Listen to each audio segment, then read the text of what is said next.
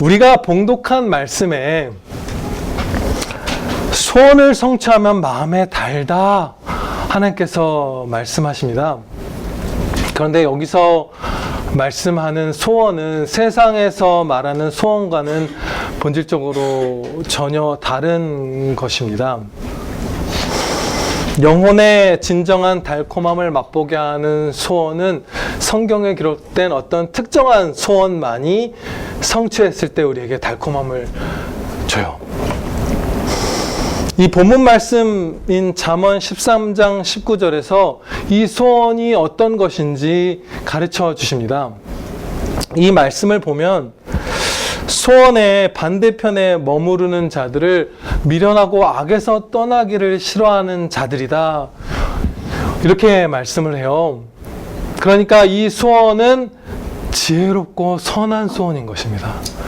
미련하고 악한 자들의 반대편에 있는 이 소원을 성취하는 자, 이 소원을 품은 자들은 선하고 지혜롭게 행하고 그렇게 이루는 그런 소원을 말씀하는 거예요. 아멘. 바꿔 말하면 거룩한 소원이라고도 할 수 있습니다. 우리는 영혼의 달콤함을 맛보기 위해서 이 거룩한 소원이 무엇인지 분별해야 돼요. 내가 지금 내 욕심을 따라서 소원을 품은 것인지 아니면 하나님의 말씀 안에서 거룩한 소원을 품은 것인지 분별해야 이 달콤함에 이를 수 있겠죠. 그런데 이 동기를 우리에게, 이 분별의 열심을 불러일으키는 말씀이 이 잠언 13장 12절 하반부에 있습니다. 소원이 이루어지는 것은 곧 생명나무니라. 이렇게까지 할 만큼 우리의 선한 소원의 성취는 엄청난 은혜인 거예요. 그래서 우리에게 격려하신 거예요. 선한 소원을 품고 주님 안에서 행하여 그 즐거움을 너희가 맛보라. 아멘. 그러면서 찬양 드리면서 살아가라. 그런데 이 거룩한 소원을 분별하려면 오직 성경 말씀의 가르침에 따라 귀 기울이고 점검하고 회개하고 순종하고 할 때에만, 성경 말씀을 완전히 전적으로 신뢰하고 의지하고 따를 때에만 이것이 선한 소원인지 아닌지 우리가 알 수 있습니다. 사실은 정말 많은 성도들이, 저도 당연히 그런 경험이 있고요, 정욕을 쫓으면서 그것이 선한 소원을 쫓는다고 스스로 속이고 착각하는 경우가 많아요. 제가 예전에 이제 성도인 한 친구에게, 그 친구가 속한 구역의 모임에서 있었던 어떤 일을 들었어요. 좀 웃긴 얘기인데요.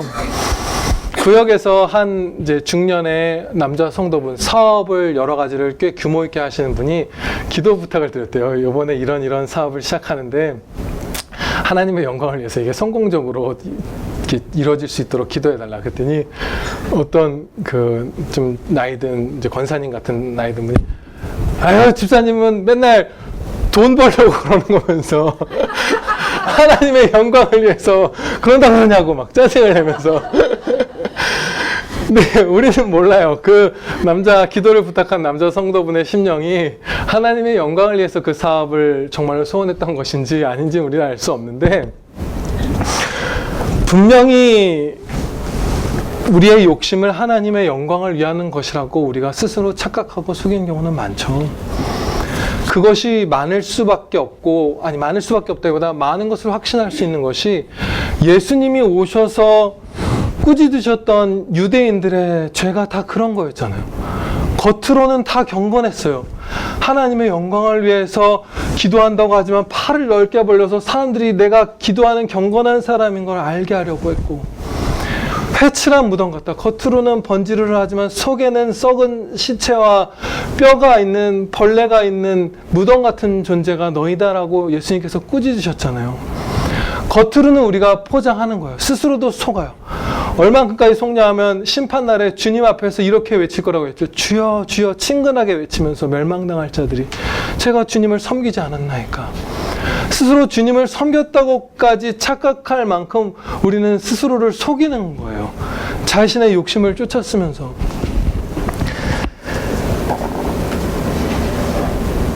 내가 정말로 그리스도의 영광을 밝히 드러내고자 하는 소원을 품고 살아가는지, 아니면 욕심을 쫓아 살아가는지 성경 말씀에서 가르쳐 주시는 그 분별의 중대한 기준이 있습니다.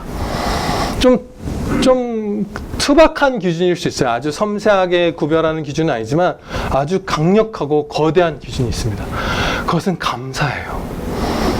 감사하고 있는가 아닌가? 감사하는가? 아멘. 불평하는가? 여기서 내가 하나님의 영광을 위해서 선한 소원을 품고 살아가는지 내 욕심을 쫓아가는지 알 수 있습니다. 제가 이 성경 말씀에 우리가 점검을 해야 된다고 했잖아요. 성경 말씀 안에서 이 감사를 기준으로 삼은 것은 그야말로 성경 말씀의 가르침 그대로입니다. 왜냐하면요, 몇 가지 이 감사가 확실한 기준이 될 수 있는 이유를 살펴볼게요.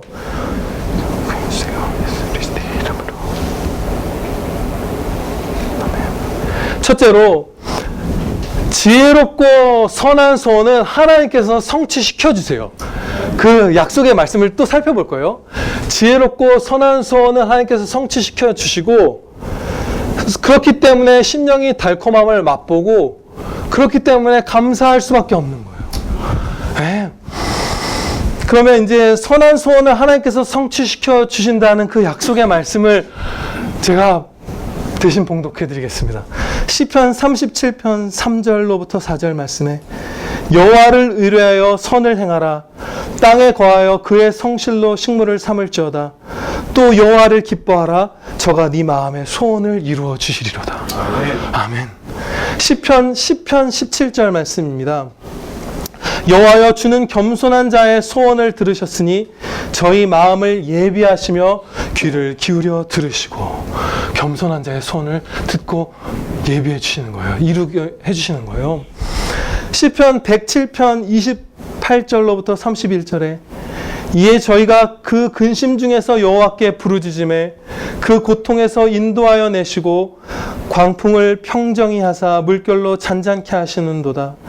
저희가 평온함을 인하여 기뻐하는 중에 여호와께서 저희를 소원의 항구로 인도하시는도다.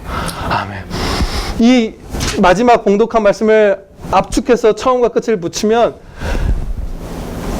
저희가 그 근심 중에서 여호와께 부르짖음에 저희를 소원의 항구로 인도하시는도다. 근심할 수밖에 없는 풍랑이 일어나는 그 상황에서도 하나님께 부르짖으면 선한 소원은 이루어 주십니다. 네. 그래서 성도의 평생에 다양한 수많은 소원들이 있는데, 이것이 선한 소원이라면 하나님께서 성취케 해주시고, 그 성취의 달콤함을 맛봄으로써 내 영혼이 감사로 차오르게 돼요. 그래서 내가 지금 감사의 사람인가 아니면 감사의 사람이 아닌가를 통해서 내가 선한 소원을 쫓고 있는지 아닌지 알 수 있습니다. 감사가 확실한 기준이 되는 두 번째 이유는요, 하나님의 말씀을 벗어나서 자신의 욕심을 쫓는 소원을 품고 행하면 감사의 정반대죠. 원망의 마음이 품어질 수밖에 없기 때문이에요. 선한 소원을 쫓으면 감사에 귀결되고, 육체의 정욕을 쫓으면 불평으로 갈 수밖에 없어요. 그래서 정반대로 결과가 명백하게 나타나기 때문에 감사가 그 기준이 되는데요. 이 두 번째 조건의 이 근거 구절들을 제가 봉독하겠습니다. 잠언 15장 6절 말씀. 악인의 소득은 고통이 되느니라. 수고하여 어떤 소득을 얻어도 그것이 궁극적으로 이 사람의 심령을 고통스럽게 하는 대로 사용하게 돼요. 많은 재물도. 실제로 무슨 드라마에서 무슨 뭐 잘생긴 실장님 캐릭터가 말하는 것만이 아니라, 제 친한 친구도 부유한 친구인데 자신의 돈을 보고서 여자들이 오는 것에 상처를 입어서 그것을 토로하는 경우도 있어요. 신앙인은 아니죠. 실제로 소득을 얻어도 그것이 고통이 돼요, 결국은. 잠언 11장 23절에 악인의 소망은 진노를 이루느니라. 하나님의 진노를 심판날에부터 영원토록 그 영원한 사망의 심판도 받고, 이 땅에서도 그 진노의 징계를 받을 거예요. 그리고 잠언 19장 2절 3절 말씀입니다. 지식 없는 소원은 선치 못하고 발이 급한 사람은 그릇하느니라. 사람이 미련함으로 자기 길을 굽게 하고 마음으로 여호와를 원망하느니라. 지식, 진리 지식에 근거한 선한 소원이 아닌 급하게 정욕의 소원을 분별하지 않고 품고 나아가면 결국 그 길이 삐뚤어져서 하나님께 원망하는 대로 쓰러지게 돼요. 그런데 이 감사라는 이 큰 중대한 기준으로 우리가 선한 소원을 쫓고 있는지 아닌지를 살펴볼 때 우리 안에 있는 이 죄성의 교묘함을 우리가 파헤쳐야 돼요. 무슨 말씀이냐면 감사하지 않고 불평하고 있을 때 우리는 그 사실을 아주 속일 때가 많습니다. 사실은 감사하고 있어 혹은 불평하지 않고 있어 라는 식으로 나를 합리화하는 경우가 많아요. 하나님과 다른 사람과 자기 자신을 속이려고 하는 거죠. 이 일에 나를 속이고 하나님을 속이려는 이 일에 슬픔과 눈물과 근심과 탄식이 사용될 때가 많습니다. 예전에 몇 달 전에 수요 저녁 기도에서는 살펴봤던 말씀이지만 오늘 모두에게 이 자리에서 선포하고자 하는 말씀이 있어요. 민수기 11장에 기록된 출애굽한 이스라엘 백성들의 반역 사건이에요. 이때 이스라엘 백성들은 이제 성경 말씀을 보면 노골적으로 하나님께 원망하지 않았고요. 한데 모여서 광장 같은 데 모여서 막 하나님께 소리 지르고 선지자 모세에게 반역하고 이런 식으로 행하지 않았어요. 울었어요. 그 슬피 울었어요. 그런데 이 사건이 반역 사건이 기록된 그 11장의 처음과 끝에 뭐라고 기록되어 있냐면 이들이 탐욕을 품었다고 하나님께서 말씀하세요. 탐욕을 품어서 그야말로 정욕의 소원을 쫓아가는 사람들이 나타낸 반응이 하나님께 막 대놓고 원망하고 대놓고 불평하는 것이 아니라 슬피 울면서 각기 모이지도 못하고 자기 장막문에 서서 힘없이 막 울부짖었던 거예요. 울었다는 기록이 무려 그 장에 4번이나 나와 있어요. 울었다. 이들이 울었다. 이들이 울었다. 이들이 울었다. 우리의 탐욕과 감사하지 않음과 원망은 서글픈 눈물로 나타나기도 하는 거예요. 저도 이 죄에 빠진 적이 있어요. 눈물의 거짓에 저 스스로가 속은 적이 있어요. 제가 너무 슬퍼서 사실은 정욕을 품었기 때문에 슬픈 건데 그것을 이루지 못해서 슬펐고 이뤄도 만족이 없어서 내가 비참했던 건데 그것을 막 하나님 앞에서 울고 아내 앞에서 울면서 내가 원망하는 게 아니라 슬픈 거야. 내가 감사하지 않는 게 아니라 근심하는 거야 라고 스스로 속였던 적이 있어요. 그런데 하나님께서는 그리고 거룩한 경건한 성도인 선지자 모세는 그 눈물에 이렇게 반응했습니다. 신명기 11장 10절에서 말씀하기를 백성의 온 종족들이 각기 자기 장막문에서 우는 것을 모세가 들으니라. 이러므로 여호와의 진노가 심히 크고 모세도 기뻐하지 아니하여.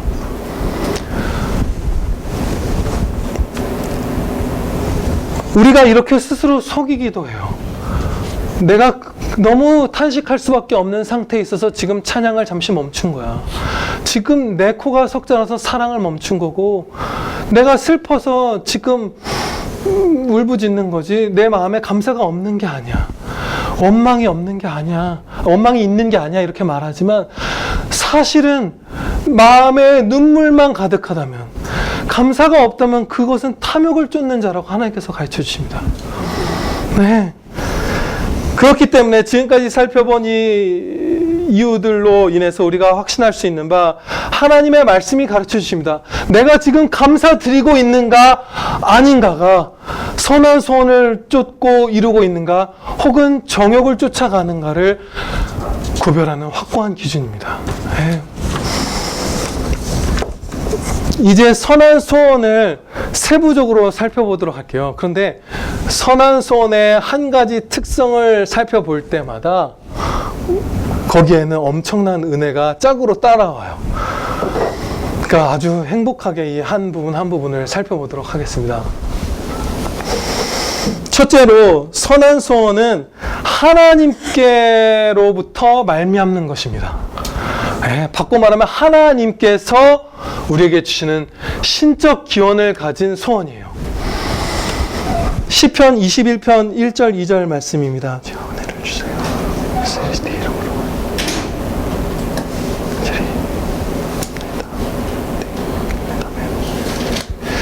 여호와여, 왕이 주의 힘을 인하여 기뻐하며 주의 구원을 인하여 크게 즐거워하리이다. 그 마음에 소원을 주셨으며 그 입술의 구함을 거절치 아니하셨나이다. 선한 소원은 하나님께서 주신 거예요. 그래서 빌립보서 말씀에서 이렇게 고백하잖아요. 우리 안에서 행하시는 이는 하나님이시니 그가 자신의 기쁘신 뜻을 위하여 우리 안에 소원을 두고 행하신다라고 말씀하잖아요. 그러면 그 말씀들, 지금 봉독한 말씀들을 따르면 우리는 순전한 은혜가 없이는 선을 행할 수 없는 존재예요. 모든 선한 소원은 다 하나님께 그 기원을 두고 있습니다. 그러면 이것이 얼마나 큰 은혜냐면 수많은 은혜 가운데 한 가지만 주목해 보면요. 하나님께서는 신실하시고 택하신 자녀들을 끝까지 버리지 않으실 것이기 때문에 우리가 이 죄가 많은 우리가 끝까지 완전히 선한 소원들에서 떨어져 나갈 일은 결코 없다는 것입니다. 반드시 예수 그리스도를 믿는 자녀들은 죄악으로 치닫다가도 성령께서 반드시 회개하고 돌이킬 기회를 주십니다. 그 선한 일에 영광되게 써주실 거예요. 그리고 그것을 본문 말씀을 붙들고 적용해보면 행복하게 될 거예요. 둘째로 이 선한 소원의 한 가지 또 다른 특성은요. 큰 일과 작은 일을 모두 포함한다는 거예요. 이게 무슨 말씀을 제가 드리고자 하냐면요. 우리가 어떤 소원을 품었다 이러면 되게 장기적인 일, 큰 일만 우리가 생각하는 경우가 있어요. 그런데 하나님께서는 우리의 매일의 삶에도 다양한 선한 소원을 주시고 계십니다. 네, 그것을 하나님의 말씀 갈라디아서 6장 10절에서 이렇게 가르쳐 주십니다. 그러므로 우리는 기회 있는 대로 모든 이에게 착한 일을 하되 더욱 믿음의 가정들에게 할지니라. 착한 일을 불신자와 더하여 또 성도에겐 더욱더 할 수 있는 기회가 진짜 많죠. 선한 소원은 정말 다양하게 주시고 이룰 수 있는 거예요. 고린도후서 9장 8절에서 말씀하시기를 하나님이 능히 모든 은혜를 너희에게 넘치게 하시나니 이는 너희로 모든 일에 항상 모든 것이 넉넉하여 모든 착한 일을 넘치게 하려 하심이라. 모든 일에 은혜를 주시고 정말 모든 착한 일로 넘치게, 모든 착한 일에 넘치게 하시는 거예요. 선한 소원의 그 종류는 장대하고 큰 것도 있지만 상대적으로 어떻게 보면 작은 게 아니죠. 다 거대하지만 상대적으로 작고 더 빨리 성취할 수 있는 작은 소원들도 날마다 있어요. 그러면 이것이 우리에게 어떤 은혜가 되느냐? 한 가지를 주목하면 매일 기뻐할 기회가 있다는 뜻입니다. 매일 선한 소원의 성취를 맛보면서 기뻐할 수 있는 거예요. 정말 사소한 거. 제가 최근에 남궁민이라는 배우를 좋아해서 그분의 드라마를 보고 있어요. 제가 참 드라마로 시간 낭비는 안 하는 사람인데 딴 걸로 낭비해도 그 배우가 그렇게 좋더라고요. 그래서 최근에 하는 스토브리그라는 드라마도 보고 예전에 했던 어떤 닥터 프리즈너라는 별로 추천할 만한 드라마는 아니에요. 되게 악당만 나오더라고요. 그걸 보는데 그것이 어저께 두 편 봤으면 이제 적정하게 정말 쉬는 용도로만 영혼의 재충전을 위해서만 봐야지, 두 편은 과했지. 한 편 보는 그 소원에 성취할 때도 달콤함은 주십니다. 매일의 달콤함이 있는 거예요. 나쁜 거 안 하는 게 이렇게 기쁘면 선한 거를 적극적으로 하는 건 얼마나 행복할까요?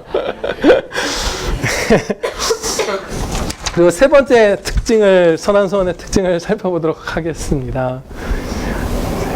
그래서 좀 길게 설명을 처음에 드려야 될 것 같아요. 이 땅에서 말하는 큰 소원과 그것의 성취, 귀중한 소원과 그 귀중한 성취는 그 결과로서 이런 것들을 이렇게 찝죠. 중대한 일이 일어나고 나의 성취로 말미암아 내 주변 환경이 크게 개선되고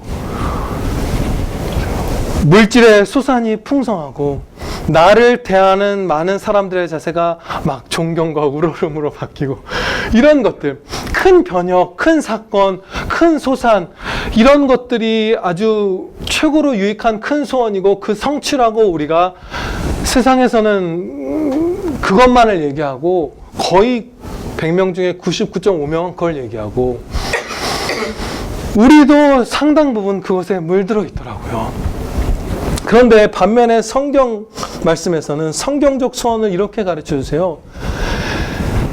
내 영혼의 변화와 내가 하나님과 어떠한 관계를 맺고 있는지 그것의 변화가 가장 큰 소원 성취다. 그렇게 가르쳐 주세요. 큰 소원 성취는 기본적으로 그것과 관련이 있는 거예요. 그것만은 아니지만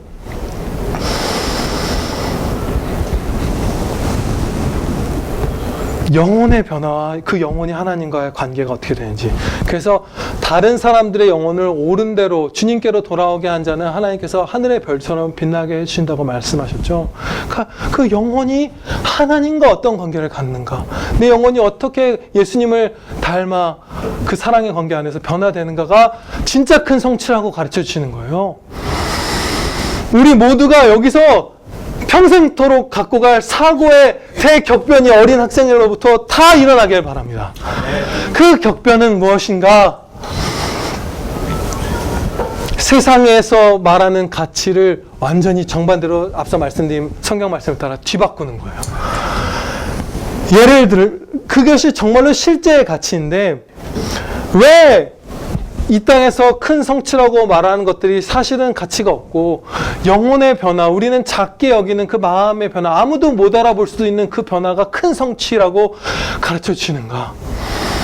몇 가지 이유를 살펴보겠습니다. 그것은요, 이 땅의 모든 것은 다 사라질 것이기 때문이에요. 네, 재산도 사라지고 업적도 사라지고 지위도 사라지고 명성도 사라지고 심지어 경험도 다 사라져요. 거룩한 하나님께 영광 돌리고 그리스도의 십자가 보혈의 은혜를 입은 이런 경험은 안 사라져요. 그런데 제가 이런 뜬금없는 생각이 들더라고요. 어떤 남자 배우가 연기를 너무 잘해서 아카데미 나무주연상을 타도 천국 가서 그 사실을 이렇게 떠올리면서 그 기쁨을 향유하지 않아요. 그럴 수 없어요. 사라져버려요. 그리고 지금 그대로의 모습으로서의 육신도 결국 사라져요. 이 육신을 이기적이라 할 만큼 좋은 것 먹고 갖고 해서 건강하게 유지하고 튼튼하게 해도 이 육신도 결국 썩어져 흙으로 돌아갈 거예요, 한 번은. 그러면 남는 것은 무엇이냐? 영원히 남아 유익한 영향을 계속해서 끼치는 단 한 가지가 무엇이냐? 오직 영혼이 하나님과 어떤 관계를 맺었는가? 하나님을 사랑했는가? 하나님께 순종했는가? 하나님의 말씀을 따라 하나님의 뜻을 땅에서도 이루는 그 거룩한 소원 성취에 충성했는가? 이것만 남는 거예요. 그래서 겉으로 봤을 때는 너무 작아 보이고 세상의 기준으로 봤을 때는 정말 작아 보이는 하나의 실천이 사실은 훨씬 더 큰 세상의 업적보다 피할 수 없이 큰 거예요. 무로 돌아갈 허망한 것과 영원한 가치를 갖는 것의 격차가 그 둘 사이에 있습니다. 그래서 예를 들면 제가 최근에 품었던 소원이라서 여기에 썼어요. 자녀한테 이제 소리 지르지 않기로 했어요. 강포하게 소리를 지르고 또 막 강포하다고까지 말할 수 없지만 소리를 질러서 이 아이를 훈육을 하는데 효과가 없어요. 주님의 교양과 훈계로 양육하라고 하셨는데 예수님은 우리에게 험하게 소리 지르고 겁주지 않으셨잖아요. 성전에서 장사하는 거의 사실은 불신자 분들일 가능성이 크죠. 마음에 진짜 신앙을 갖지 않았던 그 성전을 더럽히는, 기도를 방해하는 그 장사꾼들의 상을 흩으실 때도 새나 이런 걸 키우는 장사꾼의 그 새우리를 펼쳐서 새가 날아가게 하시지 않았어요. 돈을 가진 상은 엎어도 새가 있는 우리를 쳐서 그 사람이 그 새를 놓쳐서 막 허망해지고 큰 상처를 입게 하시지 않았어요. 그 불신자, 성전 안에서 죄를 행하는 사람에게조차 주님은 그렇게 전혀 험악하게 훈계하시지 않았단 말이에요. 그래서 이제 자녀에게 강포하게 소리 지르지 않기로 다짐을 이제 하고 있는데, 그 자녀에게 오늘 매일에 막 옷 안 입겠다고 막 30분씩 떼를 쓰고 어제 입은 옷 빨래도 안 되는데 또 입겠다고 그러고 양치 시켜주는데 안 한다고 그러고 샤워를 1000번을 넘게 시켰는데 매일 안 한다고 그러고 막 그런 거 매일 무섭다고 그러고 막 그런 거 할 때 소리가 나다가도 그것을 안 하는 그 소원 성취가 사업에 성공해서 1000억을 버는 것보다 귀합니다. 사실이에요. 이것은 실제고 우리가 천국에 가서 깜짝 놀랄 거예요. 이 사소한 실천 하나하나가 얼마나 중대한 의미였고 얼마나 놀라운 은혜였는지 깨닫고 다 놀랄 겁니다. 자빠질 거예요. 앞으로 엎드리겠어요. 이게 내가.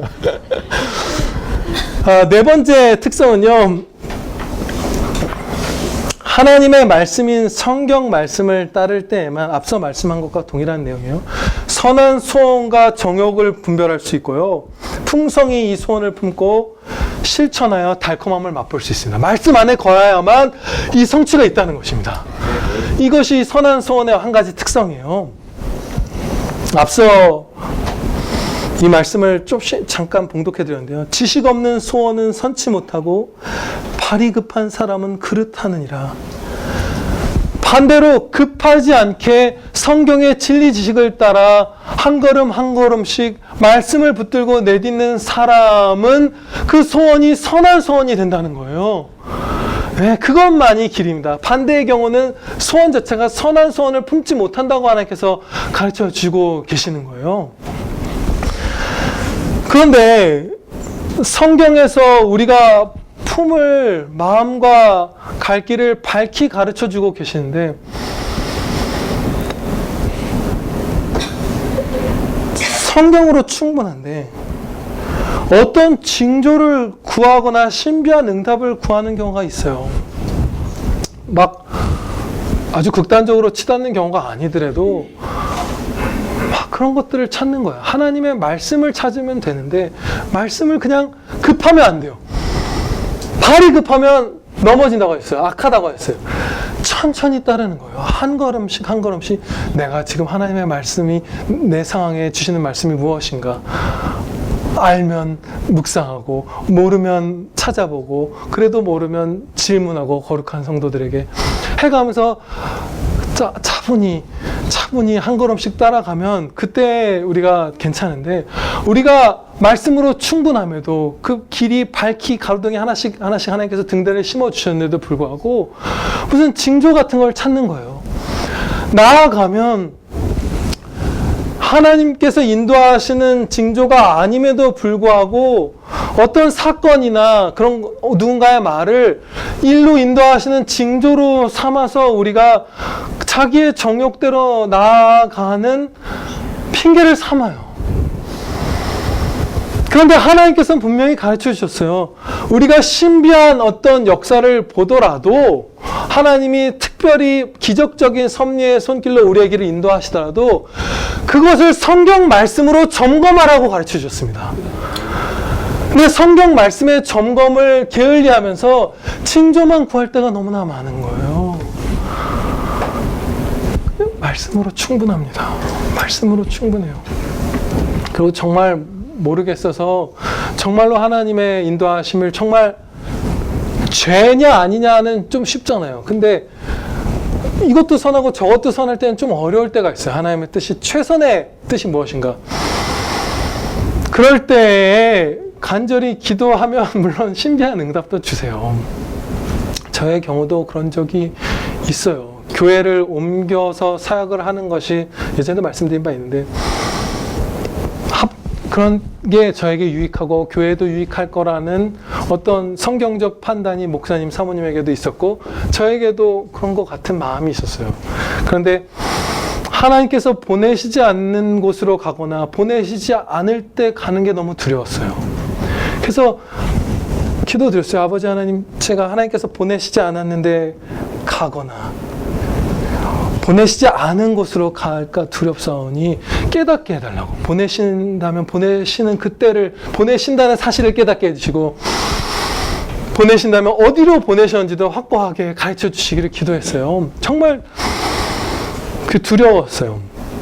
그때 어떻게 응답해 주셨냐면 제가 사역했던 이전 교회 목사님이 저희 학교의 생활관장 목사님과 또 제 선배 전도사님 두 분에게 합신해서 한 그 전도사를 추천해 달라고 부탁을 한 거예요. 그래서 그 두 분이 이제 동일하게 저를 추천해 주신 거예요. 서로 모르는 상태에서. 근데 정말 웃긴 게 이 전도사님한테 먼저 전화가 왔어요. A 전도사님한테. 전화 내가 무슨 사역자 한 명을 추천해달라는 부탁을 받았는데 너 추천하려고 그래. 근데 그래서 제가 물어봤어요. 무슨 부서예요? 그랬더니 초등부래요. 근데 저는 아시다시피 초등부랑 좀 안 맞는 거 맞죠? 성교가 50분이잖아요. 막. 근데 그래서 저는 초등부 사역 안 해요 하고 그 A 전도사님 얘기를 끊었어요. 그리고 B 목사님은 저희 아버지도 아시고 제가 거기서 사역하고 있다는 걸 알아요. 사역지가 없어서 구하는 전도사가 아닌 걸 알아요. 그런데 초등부 안 한다고 했는데 이 전도사님은 추천을 해버린 거예요. 그리고 이 B 목사님은 사역지 있는 전도사를 추천을 해버린 거예요. 그래서 그 교회에서 전화가 오고 나가 있는데 전화가 오고 7통 막 6통 7통 계속 전화가 오는 거예요. 그러고 나서 면접을 이제 봐달라. 아니 면접도 필요 없다. 빨리 서류 보내달라 해서 이력서를 보냈는데 목사님이 밤 10시가 넘어서 11시쯤 됐는데 전도사를 통해서 저한테 문자가 온 거예요. 지금 바로 통화를 해서 얘기를 나눠보고 싶다. 그래서 바로 통화하고 면접 없이 합격을 했어요. 그러니까 기적인 거야. 안 한다 하는데 해라 막 그 정도로 깨닫게 해주실 때도 있어요. 그러나 그러한 기적이 있어도 그것이 합당한 길인지 아닌지는 오직 성경의 최종적 권위를 두셔야 합니다. 네. 지금까지는 이 말씀을 봉독 제일 중요한 말씀이 이 부분에서 제일 중요한 말씀 봉독 잊을 뻔했어요.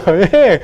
기뻐하실 순간입니다. 디모데후서 3장 16절 말씀에 성경 말씀이 우리를 인도하는데 한 점도 부족함이 없다고 가르쳐 주십니다. 모든 성경은 하나님의 감동으로 된 것으로 교훈과 책망과 바르게 함과 의로 교육하기에 유익하니 이는 하나님의 사람으로 온전하게 하며 모든 선한 일을 행할 능력을 갖추게 하려 함이라. 아멘. 아멘. 하나님의 말씀으로 완전히 충족됩니다. 지금까지는요, 본문 말씀을 이렇게 한 부분씩 살펴보았잖아요. 이제는 마지막으로 이 13장 19절 잠언의 말씀 전체를 크게 살펴보고 마치도록 할게요. 본문 말씀을 제가 다시 한번 봉독하겠습니다. 소원을 성취하면 마음에 달아도 미련한 자는 악에서 떠나기를 싫어하느니라. 이 말씀은 달아도까지랑 뒷부분이 이렇게 분리된 게 아니라 소원을 성취하면 그 심령의 달콤함이 있다. 너희가 안다, 성도라면. 그럼에도 불구하고 성도라면 반드시 첫 예배 때라도, 첫 성찬 때라도, 첫 사랑의 실천 때라도, 첫 주님을 향한 사랑 때라도 맛보았을 그 기쁨이 있는데, 그럼에도 불구하고 미련한 자는 악에서 떠나기를 싫어하면서 선한 소원의 성취에서 벗어난다라는 가르침이에요. 그런데요, 이런 미련한 모습은 물론 모든 성도에게, 정말 사도에게조차라도 티끌만큼이라도 남아있어요. 그런데 하지만 너무나 많이 미련한 경우가 저에게도 나고 교회 안에 흔해요. 칼빈 선생님은요, 제가 알기로는 그 대표 저서인 기독교 강요라는 책과 주석에서 거의 40번 정도를 하나님의 말씀을 듣고 충성하는 사람이 너무 적다고 탄식했어요. 40번을. 정말로 적어요. 하나님의 말씀을 우리가 듣고 대학교에서 강의를 한 과목을 전공 과목을 들어봤자 한 학기에 12번밖에 안 듣는데 우리 1년에 52주 104번 아니죠. 저녁 예배까지 다 참석하시니까 156번인가요? 150번씩 들으시잖아요. 1년의 교회 생활을 여러분들이 하시는 것처럼 하면 대학교에서 10학기 이상 한 강의를 듣는 것보다 더 많이 들으시는 거예요. 너무 충족돼 있어요. 너무 많은 말씀을 우리가 이미 알고 배우고 있어요. 그런데 안 따르는 거예요. 거기서 달콤함을 맛보았음에도 불구하고 미련한 자들은 악에서 떠나기를 싫어한다. 제가 아까 제목을 처음에 여러분들에게 말씀드릴 때 뭔가 더 제목을 말할 게 있는 듯한 사람처럼 말씀을 드린 이유가 있어요. 부재일 수도 있고 혹은 나중에 그 동영상을 올리던 제목을 바꿀 수도 있는데요. 낙제를 목표로 하는 신앙을 우리가 벗어났으면 좋겠어요. 네. 무슨 말씀이냐면 정말 대다수의 성도가 어떻게 보면 더 많은 수의 성도가 정욕을 쫓을 때는 최고를 추구하지만 하나님의 영광을 쫓을 때에는 낙제만 면하고자 하는 정도로 살아가요. 예를 들면 그러니까 그걸 하고자 하는 마음을 품고 묻는 거예요. 왜 불신자랑 연애하거나 결혼하면 안 되나요? 이런 질문을 하는 사람들은 세고 셌어요. 그래도 이 사람, 부모님들도, 이 청년이 성품도 좋고, 직장도 번듯하고, 가족도 뭐, 변호사하고, 뭐, 선생님이고, 너무 좋아요. 그래서 나중에 신앙 생기겠지. 인품도 좋은데. 그 마음은 많아요. 그런 질문을 하는 사람들은. 그런데, 웃기죠? 가장 경건한 배우자를 만나서 하나님께 영광 돌리는 부부 생활을 하려면 어떻게 해야 합니까? 질문하는 사람은 거의 없어요. 우리 안에도 거의 없어요. 그런 신앙은. 반면에 우리가 그러니까 그게 완전히 정욕은 아니지만 어쨌든 그냥 세상 일을 하듯이 정욕을 쫓아서 세상을 쫓듯이 하는 일에서 우리는 최고치를 쫓아요. 우리가 차를 사러 가서 리터당 연비 한 3km만 넘는 거 아무거나 주시오. 이런 경우 없잖아요. 그렇잖아요. 과외 선생님에게 자기 자녀를 맡길 때 최대한 등수가 오르게 가르쳐 주세요라고 하지. 그냥 뭐 낙제나 면하게 해주시오. 이런 사람 아무도 없잖아요. 그런데 하나님의 영광을 위한 순종. 그러니까 원래 모든 삶이 그 순종이 되어야 돼요. 신앙생활 따로, 일상생활 따로가 아니잖아요. 신앙생활이 전체 삶을 끌어안고 있는 거잖아요. 우리 신앙생활만 있는 자들이잖아요. 그런데 그냥 낙제만 면하고 어떤 목사님은 이렇게 표현해요. 지옥 없음. 지옥에만 안 가면 되는 정도. 성도가 아닌 자로 불리지만 않으면 되는 정도의 신앙생활. 거기까지는 아니더라도 세상 일을 쫓을 때는 최선을 다하는 막 상여금 비교하고 연봉 비교하고 해서 200만 원, 20만 원 한 1년에 더 버는 것, 지하철 정거장이 2-3개 적은 거 많은 거 따져서 가지만 하나님의 영광을 위해서 충성할 때에는 전혀 그 최선을 다함이 없는 것. 그런 신앙에 머무르는 자들을 기쁨으로 초청하시는 말씀이 바로 오늘 잠언 13장 19절 말씀입니다. 여러분 모두 선한 소원을 최선을 다해 성취하심으로 행복한 주님의 아들, 딸들 되시기를 축원합니다. 아멘. 아버지 하나님, 저희가 이제는 선한 소원만을 품고 최선을 다해 그 소원 성취를 힘쓰겠사옵나이다. 이 선한 소원이라는 은혜를 주신 하나님, 계속해서 이 은혜를 저희에게 주셨고, 저희의 죄악에도 불구하고 이 은혜를 더욱더 부어주시며, 그 은혜를 따라 순종하여 실현해낼 능력 또한 부어 주시옵소서. 긍휼히 여겨 주시오며 우리 구주 예수 그리스도의 이름으로 감사 기도하려옵나이다. 아멘.